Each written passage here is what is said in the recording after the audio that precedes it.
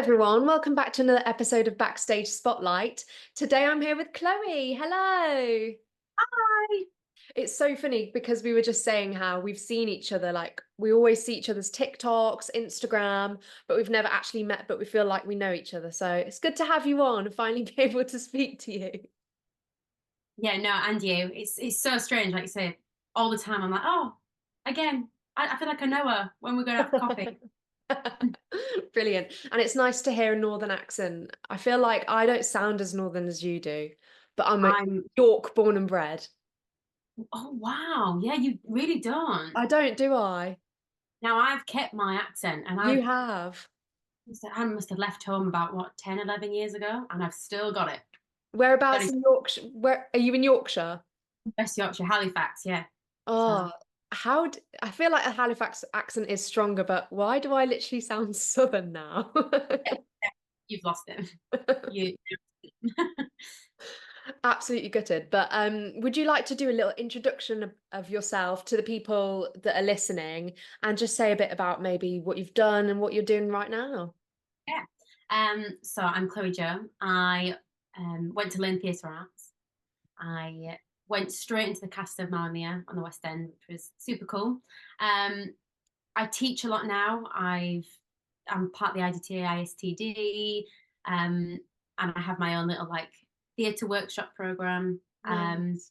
And at the moment, it's a lot of auditions and gigs. A lot of gigs. I was Spice Girls the other week, Mamma Mia the other week. I'm everyone. Yeah. Brilliant. Brilliant. I love that. So, was performing something you always wanted to do? Were you just young and you were born into it sort of thing? It was like none of my family did it, but at the age of 3, it was like my mum and dad were just like, you are meant to perform. Like I just used to dance and sing around my house. So they just took me into a local dance school and the rest is history. That was it. Yeah. The rest is history at the age of 3. Yes. And there. And were there any highlights in like your childhood of like shows you did or like moments where you were like, oh no, this is going to be my career? Yeah, so I didn't want to do anything else. It was purely just this for the rest of my life. And there was a couple, but one that really stood out was I was in the final of Miss Dance of Great Britain just before I came to Lane. Um, and it was just one of the most incredible days. It's at Blackpool Winter Gardens. You do a massive solo for 3 minutes, like on this stage on your own.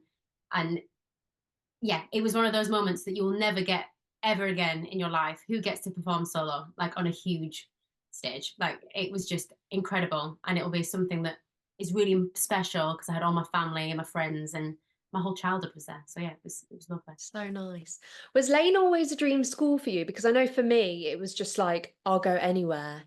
And it just happened to be Lane. But was Lane somewhere you really wanted to go, or did you audition Yeah. for you? It, I did audition for a few, but Lane was the one because I'd done the summer schools for 6 years. Um, Mm. that's because my dance teacher, Miss Zoe, she went to Lane. So it was very much like I just wanted to be Miss Zoe. And Oh, and I looked up to her so much. And yeah, I did the summer schools and I just thought, this is me. Like, this is it. So yeah. yeah, So nice. I've just finished working the summer schools. It's just like, how have it's, I gone from I bet auditioning it's for Lane and now I'm like working? the way around. Yeah, I Yeah, bet. it's mad. But they do great summer schools and just Oh, industry professionals. You're in it basically, aren't you? It's just like, like world of so it. you feel it prepared me ready for college life. It was like, right, this is what I do at Lynn. And yeah, I absolutely loved it. And like the friends I made at those summer schools, some of them I went to the college with, and like it was like, oh my god, yeah, can you remember when we met each other when we were 10 and now we're here? Yeah, it was amazing. So cute because you're not local. So would you have traveled from Yeah, Halifax to it was a do? it was a big thing. It was bless my dad. My mum would have to stay at home with my sister, and my dad would literally take me down on the train, drop me off, and go straight back that night. And it was just like, see you in a week. And I used to love it because it was. That's why I think it was so exciting because it was like I'm going away from home for a whole week, like on my own, like doing what I want to do. So yeah, it was. I loved it. And what was your audition experience like? God, I remember it so well. It's one of those auditions that I remember being so stressed because it was something I really, really wanted. And But because I knew the college and I'd been to the summer school, I was relaxed in the fact that I felt like one of these people that just knew where everything was, and I was like, this is okay. Um, but I remember we did a ballet class, a jazz class, and I always remember the jazz class because I've not got any back flexibility at all, like none. And my dance teacher was like, "Oh, don't worry, like they won't." And they made us do like we used to call it swan, but I think they call it cobra, front and Yeah. center, doing a cobra. And I was like, "Oh, I'm never gonna get in. Like this is awful." And it's one of those moments that forever stick with me. And you were just like, yeah. But I loved it, and I was lucky to have Miss Laine on the panel. Yes. Um, yeah, it was. I was just so lucky that I felt so in it, and it was like, right, this is it. Yeah, it's just one of those moments, isn't it, that you're like, am I actually here? Like, this is my shot. I've got to go for it. And And then that's it. And then you get that letter, and it was just, yeah, it was the best and exciting but most stressful like experience. So yeah. it's funny because a lot of colleges do emails, and but Elaine, whether you're in or not, it's a letter. Well, my original audition got sent to my junk, and so it was like your audition's in October, and luckily, just by chance, I checked my junk like 2 weeks before, and I was like, oh my god, I've got an audition in like 2 weeks. But obviously, yeah, it was fine, and obviously I sorted it all out, but because I had an idea it would be around then. But yeah, it was a letter, and I remember it coming through at home, and my parents said I wasn't allowed to open it without them. So I Oh, was like, I we was are at like school, sat there. holding it up, like the lights, if I could see anything, and I was like, oh, what is this? This is my future. Because they used to say like if it's heavy, it's got like the application form in. If it's just like really thin, it's just like Yeah, no. exactly. And I was like, oh, it's quite I thin. got I thought mine and I was like, bit there's flimsy. No not application in this. Ah, so funny. What advice would you give to people going through those auditions? Because it's going to be the start of a new audition season. You said you did a lot of workshops and stuff. What advice do you give out? I always say to anyone I teach, and it sounds so cliche, but nobody is you. I think we Mm. always try, and I think especially with social media, we always try and be somebody else because we see it, but nobody is you. It's like silly things like my accent. I always remember thought, oh, I'll never work because I've got such a strong accent. But actually, it's the thing that people remember me by. It's Yeah. like, oh, that's the northern girl yeah, and I think it's that just run with your strengths, and of course work on your weaknesses because it just makes you better and stronger. But don't try and be somebody else. Just Yeah. be who you are. I remember before my audition period, I was like lacking confidence in singing. And it got to the point where I was at college and I was fine, like I enjoyed singing, but it's just that initial, I'm like lacking Yeah, confidence. I don't want to get singing lessons because I'm worried about what they'll think. But it's just about throwing yourself into your weakness so that it doesn't become like that anymore. And I think just before auditions as well, like doing over the across the board, like what am I weaker at and what could I do myself to like help me towards yeah. these auditions before I even go. So I did get singing lessons and the confidence, it's just like it just It's comes back and that's the thing. And confidence. It's like you don't have to be the best, but if you've shown that you think you're the best, not in an arrogant way, but you're like it comes across well because they want you to do well at the end of the day, isn't it? exactly. You don't. If you come across confident in yourself, then that that's all you've got to do. Yeah. And even just the thing of performing in front of a panel, Yeah, the more you do, even just singing teacher, singing in front of your singing teacher, that is a massive step that you just don't do if you don't have singing lessons. And people that it's hard because there's the money thing. You can't do loads of dance lessons, you can't do all the singing lessons. But even if you sit your parents down and sing them your rep, like it's just about building the experience so that the more you do it, the less nervous you get. exactly. Yeah, and even like you say, doing a concert at your school, recording yourself all those little things, it helps. Like I say, because of money, it is tight. We couldn't afford all that, so it was just those little things where, oh, I could do that at school, or I could push myself and do that. And ask my dance teacher if I could have a solo, and like all those little things where you just go, right, okay, Mm. yeah, just build that confidence of you. So you did 3 years at Laine and then you went into the cast of Mamma Mia. How was that? So my first year was brilliant. I mean, it was very stressful because I was a swing. So Oh, I graduated straight away into the show, and it was like, and we didn't do Swing Project to learn that year just by chance. Like it wasn't, oh, didn't happen. really? Yeah. So I was like, what do I do? Like, I remember breaking down in the vocal warm ups many times because I was like, I can't. But it was incredible. Like some of the people I met there are like lifelong friends. I met my partner from that show. It Oh. was just, yeah, it was very special. And like at 21, it was the dream, isn't it? I went straight into something that I wanted to do, and it was great. Oh, that sounds amazing. So how did that come about? Did were you obviously auditioning during your third year? Yeah, so obviously we had an agent at college. It was called Rolf at the time. But yeah, I think it was my first audition I'd been put up for. There was a few of us in my year that had been put up for it as well. And I think I didn't expect anything from it. I just thought, okay, this is my first one. It's amazing. Let's see what happens. And because I didn't put too much pressure on it, I was getting called back, and I was like, oh my goodness, like, Mm. all right, this could happen. Um, and I always remember when I got so after the final, 2 days later, I was in an acting class over lunch, and I always remember I got an email on my phone because we were doing something in partners, and it flashed up, and it was like, "Can you come to my office?" I was like, "Right, this is either yes, I've got this, or thank you, but no." And I was like, Yeah. "Can I go to the toilet?" And obviously, in the glass building, everyone can see that you're not going to the toilet, Yeah. and I was like, "Oh," but yeah, it was.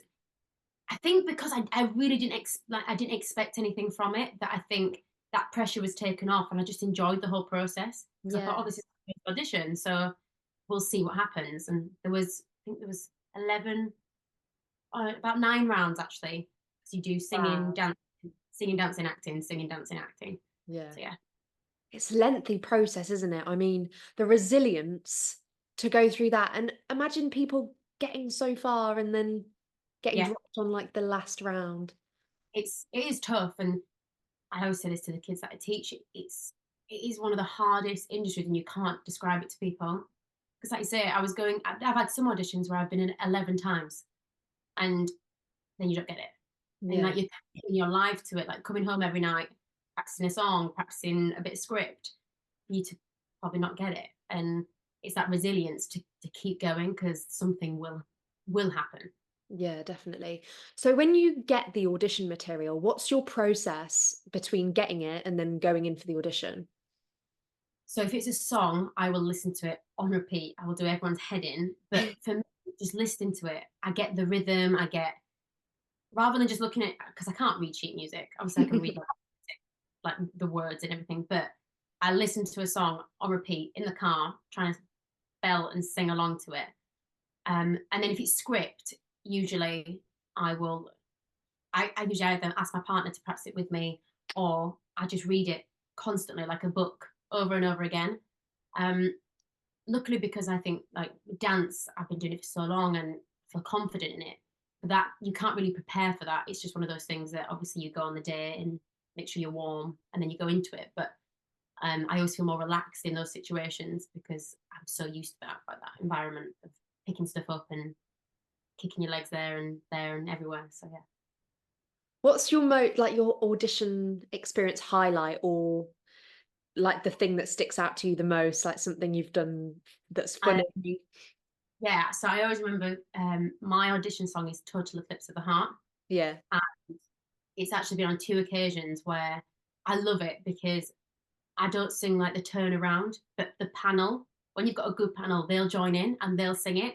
But it throws you off guard because obviously they're so like in the zone doing it, and then all of a sudden you'll hear one of them go like, turn around. And then I'm like, we're all having fun here. Um, and it was another one was my audition for Mamma Mia, and I was so nervous in the final. And he was like, "What do you want for the introduction?" I was like, "Can I just have a pom?" And he was like, "What's a pom?" And I was like, "A note, like a." You just say stupid things sometimes. And you're like, "Oh my god!" But yeah, they're two moments that always like stick in my mind because I think as well it shows that they're human as well. Like we're Yeah. having fun and it makes you relax then. And yeah, it was good. When you were in Mamma Mia, am I right in thinking that you did it twice?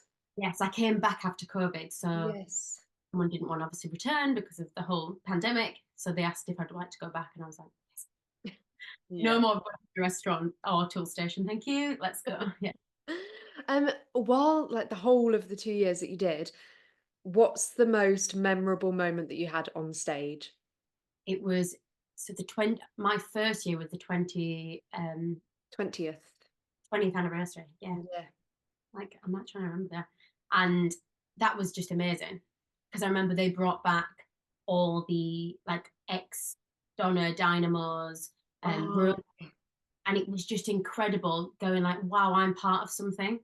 I like obviously you're part of it, but to see it and just see all these people that have got kids now or in, Les Mis, the ones in Wicked, one's a TV star, and you just think, wow, like I'm part of this. And it was just an amazing day. Like just meeting all those people. We obviously had loads of people come watch. Like I felt like a celebrity. I'm not, but I was like, yeah, and it was just it really stuck out because nobody knew. We had to keep it like top secret. And I just remember like the audience that night and when everyone came on, I wish I could have like filmed those reactions. It was just the buzz and the hype was just amazing. It was so good. wow. And being a swing, I mean, do you want to just briefly explain what a swing is if people don't know listening? So I always like to explain to my kids that I teach that I basically cover everyone, every dance track in the show. And Mamma Mia, you cover seven, and then I had a cover like a Sophia Lisa cover, so I was 8 tracks.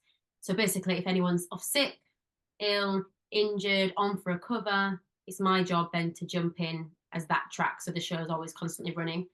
And there's times obviously where there's lots of people missing, so swings have to double up doing multiple tracks. And I can tell you, Mamma Mia is crazy for that. Absolutely. So, but yeah.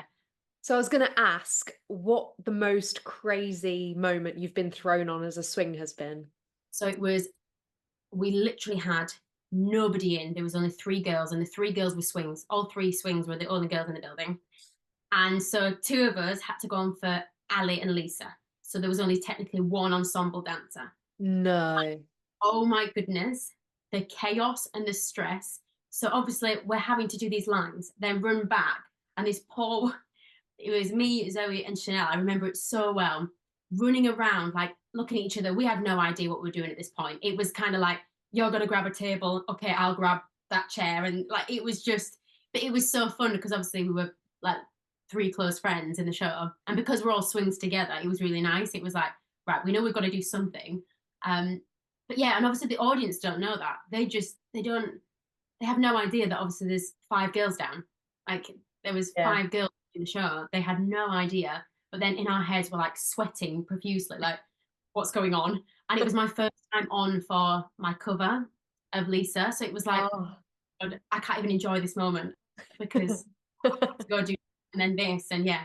But it was very funny. I bet your brain is just like absolutely exploding. Like 7, 8 tracks. I think it's crazy as well because sometimes obviously you get so into autopilot. I'll never forget once me and Zoe the other swing, we both were going to the same boy because obviously we were like in our head, who are we? And it was like we just kind of well, I'm getting there first, so and then I just remember that look in her face, like, oh, she ran to the stage because she knew she was in the wrong place, and it's like it is one of those moments. It keeps you on your toes, really keeps Yeah, you on your. definitely. What's your process when you are learning tracks? I like to video. So obviously we have a swing Bible, we call it, and obviously you write everything down. I color coordinated everything, but I love to video the routines, especially like if you're thrown on last minute, and it's like, okay, oh, rather than having to flick through my book, I'll quickly look at the video and get the process of right. She's there, she goes there, she like. So it's like really quick because I can just zoom through the video. Yeah. Um, but in the beginning, it was very much like learn the base of the choreography. I'm quite lucky in Mamma Mia that a lot of the choreography is the same, apart from like pockets of sections of like partner work. So I learned that bit, and then it'd be like each night I test myself. Okay, what does that person do? What does that person do? And it's just been like hands-on all the time in rehearsal processes. So if someone's getting a costume fitting, just like I'll jump in, just so Yeah. you keep your brain going like all the time, and it gets you prepared like for the situation. So Yeah, it's not for the faint-hearted, is it, being a oh, swing? no, like I've had I've talked like loads of friends, and some people are like I just can't. I don't like the stress. My partner is like he hates the stress of a covering of being. He's like, nope, just give me one track and one track only. Whereas I quite liked it. It was entertaining and it kept you on your toes. It kept you thinking. Yeah, Yeah, so it's nice. What's your favorite scene or song to do in Mamma Mia? I used to love Honey Honey to Do with Sophie and Elisa. That was really fun. Yeah, Because obviously you're like three best friends and you're goofing around on stage, having a laugh. Um, so yeah, that was really fun. But then Does Your Mother Know as a number is brilliant. yeah. Um, so fun and like the boys, all the like the atmosphere. It's like all the lads having a laugh, and it was brilliant. So yeah, Yeah, it's such a fun show. I feel like there's so many good, the songs are just so good. It's so uplifting. feel good show. Like it's so feel good. Yeah. So now you do a lot of workshops, teaching, and what kind of it's I don't know how to word it. Like, what do you bring to your teaching? What do your kids take from you, I suppose? So I actually spoke about this the other day. I had a teaching exam last week, and I was speaking to the examiner about this. That I obviously still look very young, and I'm very capable in that I'm still flexible. I can still do everything. So I think what I really like being as a teacher, I like that I can do it in front of the children. I can Yeah. demonstrate. And you know, sometimes when you used to do stuff as a kid, and you'd be like, "Oh, well, you do it then. To your teacher thinking in your Yeah. head. But then I'd be like, okay, I'll do it. So Yeah.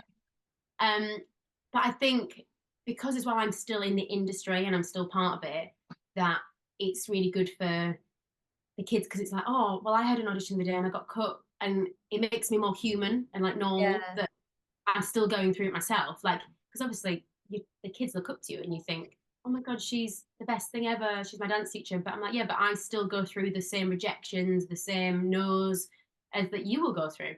Yeah. It's so nice to have that bond with and seeing kids grow and seeing how they develop and learn and being the person to guide them through that, especially if they love it. 100%. 100%. So with your theatre workshops and stuff, how often do you do them? And you said you did a lot of gigs and stuff. So my workshops, I've been doing them for years actually, like in schools, loads of different schools across the country. I've done them at Pineapple, and it was kind of like at the beginning of this year, I was like, right, I'm going to call it under my name rather than just going to different places. And it was, I must do. So I teach full time at the minute. I teach Monday to Saturday, and pretty much most Sundays, all holidays and half terms, I am always doing something. Like it's constant. Um, I don't think I ever see my partner, like ever. We never see each other. It's probably why we work. So he doesn't do my. But um, yeah, like for example, this summer I've already had about I probably had like one a week in a different place, one a different school. And the gigs I usually have them like nearly every Sunday or a Saturday night. Yeah. Um, I think it's nice. It just keeps me active and I feel like I'm in it. I think we put this pressure on ourselves that we've got to be in like the West End or and I did for a long time that I was like, oh, I'm failing because I've not had a job for 2 years. But then it was like I think I saw a TikTok video and it really hit home and it was like, I'm doing gigs, I'm performing here, I'm directing kids shows and it's like, hang on, that's exactly what I trained to do. Why am I putting this pressure on that it's not a West End job? Yeah, Like exactly. What do you think the future holds for you? What would you like to do next? I I really want to open my own school, my own theatre dance school. Oh, That is the dream. That's the goal. yeah. Um, but I would love. There's a few shows I really want to do still. I'm desperate to be in Wicked. I want to be Alphaba. Oh, It's I one of could those. see you doing that. That's just the dream. Um, I mean, I'd do anything, but yeah, definitely the dream is to have my own school. I think I looked up to my dance teacher and I was like, oh, I want to do what she did. She went into the industry and then she opened up her own school, and I was like, that's exactly what I want to do. That Yeah. There's like an indescribable feeling of being the inspiration to the younger generation.